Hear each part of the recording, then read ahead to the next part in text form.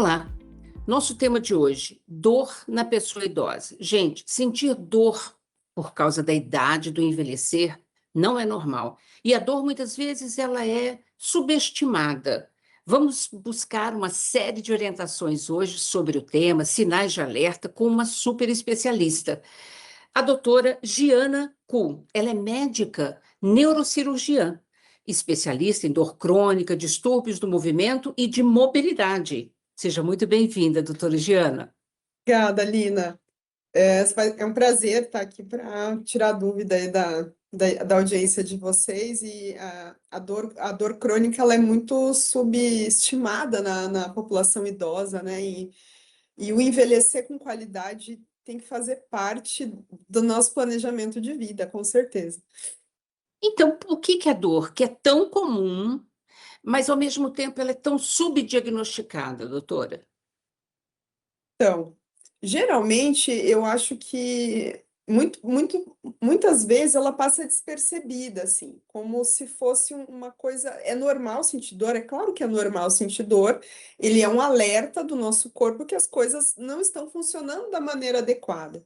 Mas uma dor persistente, que atrapalha o sono, que impede a execução do trabalho, do movimento e principalmente que afeta a nossa saúde mental, ela precisa ser tratada num ambiente de cuidado de saúde, né? Tanto com o fisioterapeuta como o médico, né? Então, a gente não pode deixar isso piorar, né? E a grande maioria dos pacientes, acho que 50 a mais, eles acabam procurando ajuda quando a dor, ela ultrapassou o limite e eles estão num pronto-socorro, buscando uma ajuda quando eles realmente já não conseguem executar nenhum movimento, né? E eu acho que eles deveriam buscar o auxílio quando esses sinais começam a aparecer.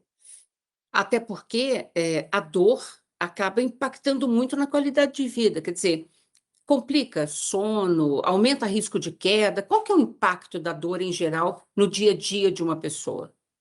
A dor, ela é uma experiência individual, muito subjetiva, mas ela consegue impactar em todas as esferas da vida da pessoa, tanto no relacionamento interpessoal com a família, como nas atividades de vida diária. Qualidade do sono geralmente atrapalha muito, porque a pessoa não tem uma postura adequada para dormir por conta da dor e acaba tendo muito despertar por conta da dor. Humor, para quem não dorme, vai piorar. Pode descompensar outras doenças, né? Então, por exemplo, se a gente tem dor e limitação da mobilidade, a gente tem uma chance maior de ter queda. E com queda, principalmente em pacientes com pós-menopausa, a gente tem uma chance maior de osteoporose, né, osteopenia, e a gente tem uma coisa que nos idosos depois, né, a gente tem o que é causa de morte na terceira idade, né, doenças cardiovasculares e quedas, acidentes, né, e são situações preveníveis, né, então tudo que a gente consegue melhorar, a gente vai impactar na longevidade de uma maneira adequada, né? Uhum. Agora, em termos de dor, vamos tentar destrinchar um pouco os tipos de dor, mas antes, assim, dor aguda e dor crônica, quais as diferenças para que a gente possa entender quando que a gente precisa buscar ajuda, né? Conceitualmente, a gente considera uma dor crônica toda aquela dor que ultrapassa 3 meses, né? Então, eh, isso por quê? Porque lá no nosso sistema nervoso central, nosso cérebro, ele fica com uma memória dessa dor, né? E aí a gente tem fatores que, vamos dizer assim, alimentam a perpetuação dessa dor, né? A dor aguda, ela tem um começo, meio e fim, né? Então, sei lá, a gente tem um entorse no joelho, no tornozelo, por exemplo. A gente vai ter aquele processo inflamatório por aquele período, e depois essa dor vai ter começo, meio e fim, ela vai, assim, quando o processo inflamatório termina, vai melhorar.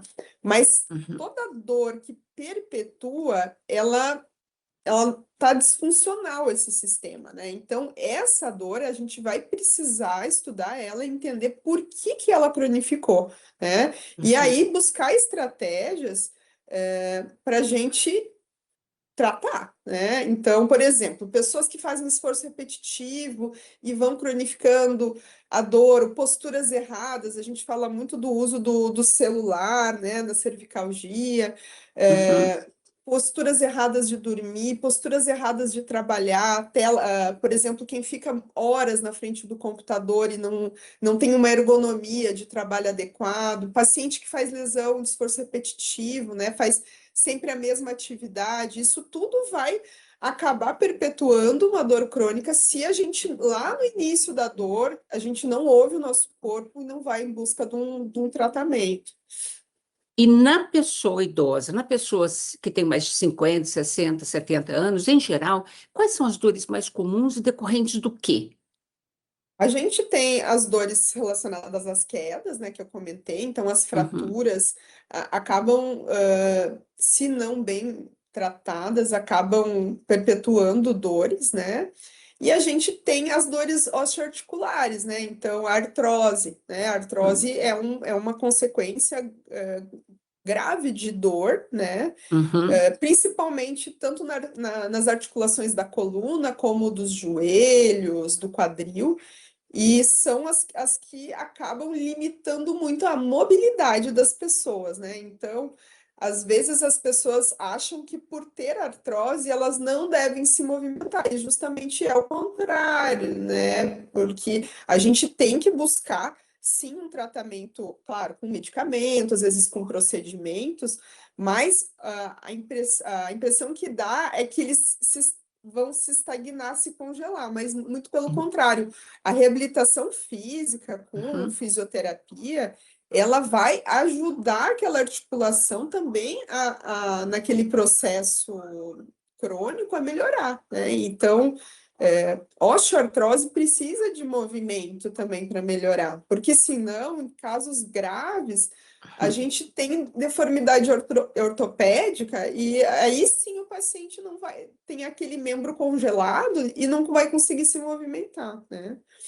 Olha, que dica bacana, porque em geral, quando a gente está sentindo um tipo de dor, a tendência é ficar quanto mais quieto, a gente acha que é melhor. E você está mostrando para a gente que para reabilitar não é nada disso, né?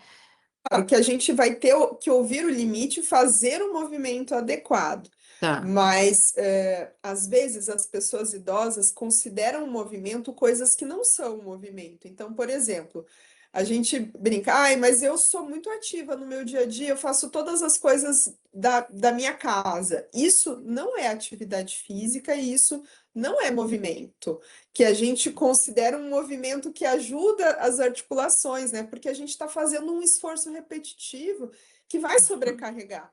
Tá. Movimento com qualidade que busca reabilitação é a gente fazer alongamento, pilates, musculação, e mesmo na crise de dor, fazer analgesia e treino muscular com o fisioterapeuta. E uma das coisas muito importantes que a gente tem que considerar na terceira idade é que 40 a mais a gente está perdendo massa muscular. E Uhum. perder massa muscular também afeta na dor, né? Porque Aham. se a gente não tem um músculo forte, a nossa articulação e o nosso osso, eles vão sofrer sobrecarga. Uhum. Agora, podemos falar sobre como diagnosticar a dor? Tem gente que ainda acha que dor é uma frescura, ou então já fui no médico, não conseguiram identificar a causa da minha dor e eu vivo com dor. Isso são relatos de pessoas que escreveram para a gente. Então, a gente tem diversos tipos de dor, né? A gente tem dores, por exemplo, osteomusculares, dores neuropáticas, e a dor, ela começa, vamos dizer assim, é a gente ouvindo o paciente, né? Entendendo a localização, a intensidade dos sintomas, os fatores associados, como iniciou a dor. Por muitos anos eu trabalhei com a população idosa, agora eu acabo dividindo meu tempo entre as crianças e os adultos, Uhum. mas geralmente na população idosa, a gente vê sempre um gatilho para início da dor. Ah, eu fui viajar, peguei uma mala pesada, eu fui fazer uma faxina num armário e travei a coluna. Então, sempre tem alguma coisa que começou a despertar, assim, a chamar atenção em relação à dor. Uhum, E aí, quando a gente vai conversar, a gente vê que aquela dor, na verdade, não começou ali, ela já tinha iniciado há muitos anos, mas aquele foi o momento que a pessoa prestou atenção, por quê? Porque aquela dor limitou ele para fazer o resto das coisas. Então, uhum, antes ele levava com a barriga aquela dor, né? E aí, depois daquele momento, ele não conseguiu mais executar os movimentos e pediu ajuda. Eu acho que a gente precisa buscar quem entenda, a gente tá, né? A gente tem vários especialistas que tratam dor crônica, né? Então, a gente tem desde o reumatologista, o neurocirurgião, o neurologista, o ortopedista, o acupunturista, o médico da dor. Ela é uma subespecialidade dentro de várias especialidades. Claro que cada um vai tratar com uma complexidade a dor, né? uhum, Mas eu acho que tem que buscar profissionais que tenham esse tratamento. E a gente também tem os fisioterapeutas que acabam atuando mais na dor. E a gente precisa entender que não existe, isso acontece muito aqui no consultório, os pacientes eles ligam e pedem uma cirurgia mágica para a gente tratar as dores, né?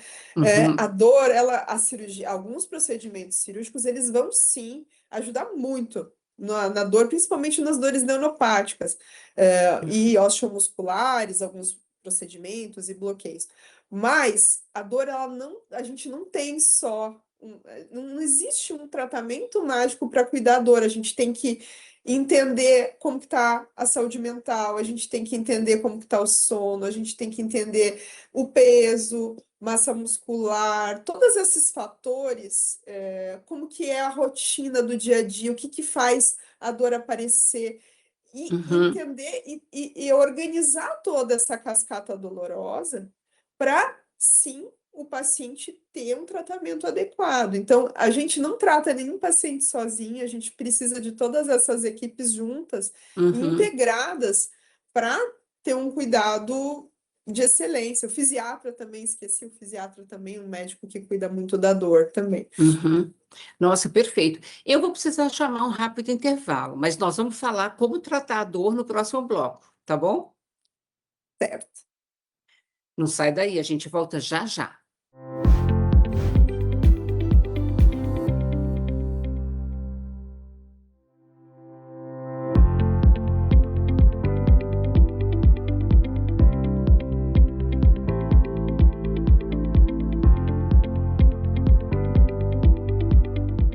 Voltamos. Hoje nós estamos conversando sobre dor na pessoa idosa, como tratar. Agora, nesse bloco, nós vamos esclarecer isso com a doutora Giana Kuhl, nossa especialista em dor crônica. Então, antes de falar do tratamento, você mencionou sobre dor neuropática. O que é uma dor neuropática?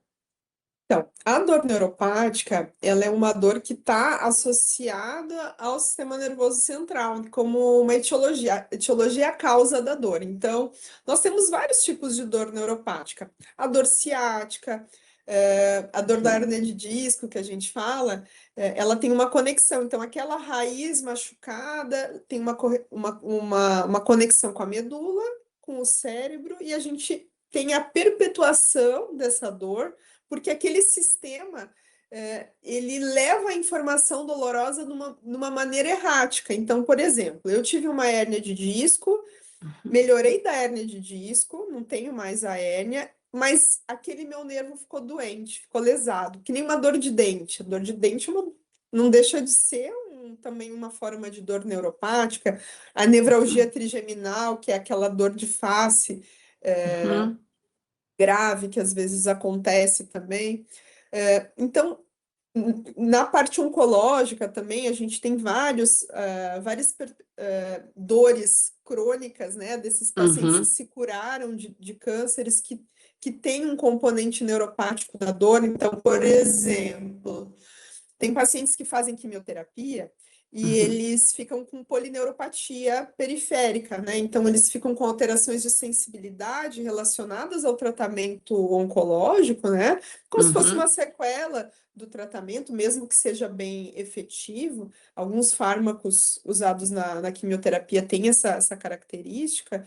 E os pacientes ficam como uma sequela, alterações de sensibilidades que são dolorosas, né? Então, a gente tem diversas categorias de dores neuropáticas, Tá. e a dor neuropática, a gente tem uma característica muito desafiadora, que se ela não for bem conduzida, assim, né, ela pode cronificar, e Uhum. depois de 6 meses de tratamento, se ela se mantém intensa, mesmo fazendo reabilitação, fisioterapia, uso de medicamentos, a gente pode ter um outro olhar para esse tipo de dor, que são os tratamentos cirúrgicos com neuromodulação invasiva, né? Então, hoje em dia, a gente tem cirurgias para controle de dor neuropática que vão impedir, né, Uhum. tanto na parte do nervo periférico ou na topografia na medula, né, ou mesmo no córtex, a gente impede essa resposta exagerada da dor, então a gente vai enganar essa circuitaria para o paciente não ter essa resposta de intensa de dor, mesmo a dor tendo, teoria tendo ido embora, né? Então, Tá. a gente vai enganar todo esse sistema com a tecnologia, né? Então, eu sempre digo, a gente vai dar uma descarga, como se fosse uma descarga elétrica, né? Porque a neuromodulação não deixa de ser um mecanismo físico e químico, né? Entre esses neuroreceptores, e vai modificar essa circuitaria dolorosa para tentar apagar lá no cérebro a nossa resposta exacerbada de dor, né? Então, em alguns casos, a gente vai poder usar esse tipo de tecnologia, principalmente para dores bem localizadas, né? Uhum. Eu ia falar sobre os tratamentos, ia te perguntar mesmo, você já começou a falar sobre alguns procedimentos cirúrgicos, inclusive, né? Então, para tratar dor, em geral, a gente tem mecanismos em termos de medicamentos, tem cirurgias e imagino que deva ter também alguns procedimentos não farmacológicos, né? Não cirúrgicos. Vamos Temos, começar, vamos vamos começar começar então? vamos É, começar do básico. tá. Então, inicialmente a gente vai fazer um diagnóstico, um planejamento de tratamento, né? Então, Uhum, nas consultas, a gente vai avaliar quais são os fatores que estão atrapalhando a resposta do paciente à terapia, né? O que está impactando para ele não melhorar, né? Então, às uhum, vezes, o paciente tem uma depressão não tratado, um transtorno de ansiedade não tratado, a gente vai pedir auxílio do pessoal da psiquiatria, da psicologia para ajudar.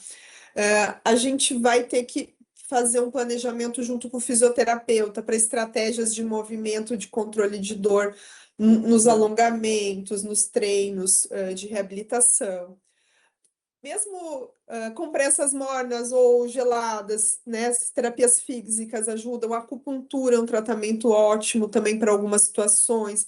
Pilates, em alguns momentos, a gente vai usar. O educador físico com musculação, em alguns casos, a gente vai também acionar.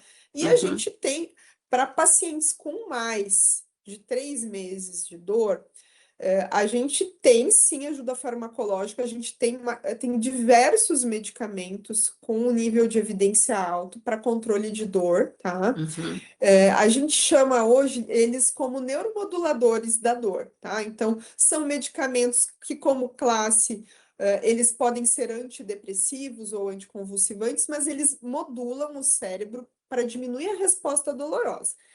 Temos um uhum. arsenal de medicamentos e a gente tem também alguns analgésicos e, em alguns casos, até os opioides, que são os remédios que hoje em dia a gente acaba deixando um pouco mais em segundo plano, mas em alguns momentos a gente usa por períodos curtos, até esses outros remédios começarem a atuar, também Tá. podem ser utilizados. E, em alguns casos, até a terapia com cannabis medicinal a gente também pode utilizar como adjuvante, não como um tratamento único, né? Tá. São várias coisas que a gente pode fazer e, em alguns casos, alguns procedimentos minimamente invasivos são utilizados em algumas etapas para controle de dor associada a tudo isso que eu falei. Nós vamos já já falar sobre esses procedimentos, mas tem uma dúvida muito comum da nossa população que é assim: eu estou sentindo uma dor, eu tomo um analgésico. Um analgésico eu tenho em casa na minha farmacinha. Aí eu tomo de novo. E qual o risco da gente acabar se viciando nisso e cronificando ou aumentando o problema dessa dor para ser tratada no futuro? Os analgésicos, tem alguns que a gente pode utilizar, mas eu faço o alerta, são contra os anti-inflamatórios. Então, a gente Uhum, tem nimesulida, ibuprofeno, né? Saiu até recentemente falando que são os medicamentos mais comprados nas farmácias, né? E uhum, são remédios que a gente compra sem receita, né? Então, se a gente for optar por um tratamento eh, lá da farmacinha, eu sempre falo, melhor é uma dipirona ou um paracetamol. Por quê? Eles não têm tanto risco para tomar numa dose única ocasionalmente. Mas os anti-inflamatórios, se a gente usa, e tem muitos pacientes que fazem lesão até de insuficiência renal, né? Ou uhum, infarto agudo do miocárdio, por utilizar, fora gastrite, úlceras, por utilizar anti-inflamatórios de uma maneira abusiva. Eu já vi uhum, vários pacientes que usavam anti-inflamatório todos os dias, ao longo de meses. uhum, Anti-inflamatório, o ideal é sempre utilizar com prescrição médica e, no máximo, 5 dias, 3 dias, no máximo 7, dependendo do medicamento, porque eles não são feitos para a gente usar cronicamente, tá? uhum, Os analgésicos, a gente precisa, sim, entender a população que a gente está tratando, porque paracetamol em doses exageradas, a gente pode ter falência hepática, né? Então, uhum. não dá. Tanto que nos Estados Unidos, que a gente não tem dipirona, por questões além, eu nem vou entrar Por nesse outras mérito, questões? por outras questões, a gente tem índices altos de pacientes com falência hepática por abuso medicamentoso de paracetamol, porque lá a gente não tem tanto acesso ao opioide, até por conta de mortes que a gente teve lá, né? Uhum, Que lá eles acabam tendo mais restrição de alguns medicamentos, né? E o paciente se automedicar é muito perigoso. Então, eu acho que assim, um alerta se você está usando todo dia analgésico para controle da sua dor, alguma coisa está errada. Você não uhum, tem uma dor aguda, uma coisa é uma dor aguda, eu machuquei o tornozelo, enfim, hoje eu tô com uma crise de enxaqueca que eu tenho 3 por ano, tudo bem você uhum. tomar um analgésico, mas você tomar remédio todos os dias para dor, você está tratando uma dor crônica com remédio de dor aguda, isso é extremamente perigoso. Perfeito. Vamos então agora falar nos tais dos procedimentos, que é outra dúvida comum dos nossos telespectadores, porque é o medo de um procedimento cirúrgico, mas muitas vezes, e até explica para a gente a questão, por exemplo, da dor herpética, da fibromialgia, né, que são aquelas dores que a pessoa acaba sendo insuportável levar a vida de uma maneira normal. E aí a gente pode recorrer a outros tipos de procedimentos, né? A dor pós-herpética é uma dor muito intensa, desafiadora, né? Uhum, E ela é bem localizada e ela é um modelo também de dor neuropática, que nem a gente estava comentando antes. uhum, É, Inicialmente, a gente tem algumas estratégias até de dessensibilizar aquela pele, porque tem pacientes que não conseguem pôr uma roupa, né? uhum, E então a gente tem estratégias tanto tópicas, né, medicamentos tópicos para a gente usar, esses neuromoduladores que eu expliquei, a gente tem que cuidar também a questão até ergonômica desses pacientes, porque dependendo das posturas que eles fazem para diminuir a dor, pode impactar até na carreira, né? Como que a pessoa vai trabalhar sem conseguir botar uma roupa ou com a uhum, postura torta para tentar melhorar a dor, por exemplo. E na dor pós-herpética, a gente tem vários tratamentos cirúrgicos que a gente pode sim utilizar, desde bloqueios, naquele nervinho que está machucado, né? A gente geralmente faz acima e abaixo daquela topografia, porque a dor pós-herpética, ela machucou um nervo, né? Então, a gente tem tratamentos relacionados àquele nervo, e a gente também pode usar a neuromodulação, que são esses chips que a gente fala, né? Esses eletrodos que a gente implanta naquele nervo próximo àquela região do nervo machucado, e a gente engana o cérebro. Eu gosto de falar dessa forma que fica mais fácil. Então, a gente vai mandar uma informação que aquele nervo está bem, para o cérebro não entender que ele está doente. E isso que é perpetuar a dor neuropática. A gente tem como se fosse um alerta no cérebro ligado para a gente ter dor. E a gente tem tratamentos para a gente impedir esse alerta vermelho que aparece lá. E a gente vai...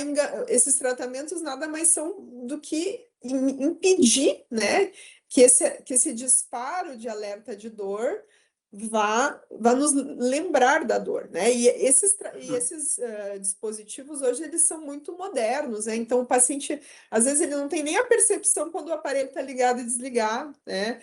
E só tem evoluído, graças a Deus, a gente tem tecnologias que estão disponíveis no Brasil já há muitos anos, e cada ano que passa, esses dispositivos eles vão agregando mais tecnologia, e tem pacientes que retomam a vida depois desses desses tratamentos. Doutora Giana, a questão da fibromialgia, é possível tratar também? Claro, a fibromialgia ela é muito mal interpretada pelas pessoas, né? Então a gente está falando de uma dor disfuncional que ela aparece no exame físico, né? Então esses pacientes têm diversos pontos dolorosos espalhados pelo corpo. Ela não é bem classificada como uma dor reumatológica, porque a gente não tem um processo reumatológico associado. E a gente precisa tratar com movimento, com terapia, com medicamento, mas a fibromialgia, a gente não tem um procedimento cirúrgico para fibromialgia, como muitos pacientes às vezes acabam querendo, né? A fisioterapia, a reabilitação, a atividade física, a terapia, o cuidado da saúde mental e mudanças de hábitos são fatores. Além, claro, um pouquinho de medicamento, são os fatores que modificam a história da vida dessas pessoas. Perfeito. Bom, a gente precisa encerrar o programa. Eu queria um recado final seu, e para a gente realmente ter o alerta de que dor não é frescura, né? Então, a família também tem um papel importante aí. Então, eu acho que a família tem um papel extremamente importante para olhar para a população idosa e identificar que às vezes eles precisam de ajuda e nem sempre eles vão pedir essa ajuda, né? Eu acho que isso é muito importante. Eu acho que, assim, fica o alerta para quem se automedica ou para quem já sofre com uma condição dolorosa que impacta na qualidade de vida, nas atividades de vida diária há mais de 3 meses, procurar uma ajuda adequada, procurar tratamento. E a gente tem muito tratamento que não é cirúrgico, que não é medicamentoso, que é reabilitação, e a gente pode fazer isso tanto no público como no privado, porque a gente está aqui falando em São Paulo, a gente tem centros de tratamento do idoso, inclusive, disponíveis para a população. Perfeito. Olha, gratíssima pela sua participação, viu? Foi demais de esclarecimentos. Obrigada, Lina. Prazer. Obrigada a vocês também, que continuem nos acompanhando. A gente sempre traz novidades, tá bom? Rede Câmara São Paulo, sua conexão com a política da cidade.